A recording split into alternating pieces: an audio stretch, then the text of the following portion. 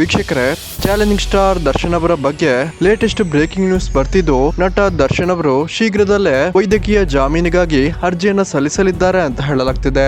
ನಟ challenging star Darshan ಅವರ ಆರೋಗ್ಯದಲ್ಲಿ ಕೆಲ ಸಮಸ್ಯೆಗಳು ಉಂಟಾಗಿದ್ದು, ಜೈಲು ಊಟ ಸರಿಯಾಗದೆ, ಹೊಟ್ಟೆ ನೋವಿನ ಸಮಸ್ಯೆ, ಅಲರ್ಜಿಕ್ ರಿಯಾಕ್ಷನ್ ಮತ್ತು ಬೆನ್ನು ನೋವಿನಂತಹ ಸಮಸ್ಯೆಗಳಿಂದ ಜೈಲಿನಲ್ಲಿ ನಟ ದರ್ಶನ್ ಬಳಲುತ್ತಿದ್ದು, ಸಾಕಷ್ಟು ಸಮಸ್ಯೆಗಳನ್ನ ಅನುಭವಿಸುತ್ತಿದ್ದಾರೆ ಅಂತಾನೆ ಹೇಳ್ಬಹುದು.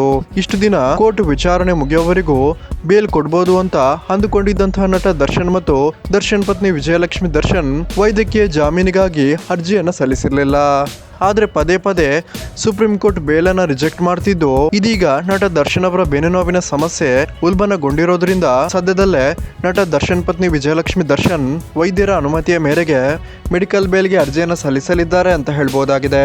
ಸೊ ವೀಕ್ಷಕರೇ, ಇನ್ನಾದ್ರೂ ನಟ ದರ್ಶನ್ ಅವರಿಗೆ ನ್ಯಾಯಯುತವಾಗಿಯೇ ಕೋರ್ಟ್ ಬೇಲನ್ನ ಕೊಡ್ಲಿ ಅಂತ ಯಾರೆಲ್ಲ ಹೇಳ್ತೀರಾ, ಈ ವಿಡಿಯೋಗೊಂದು ಲೈಕ್ ಮಾಡಿ ಮತ್ತು ನಿಮ್ಮ ಒಂದು ಅನಿಸಿಕೆಯನ್ನ ಕಮೆಂಟ್ ಮಾಡಿ ತಿಳಿಸಿ.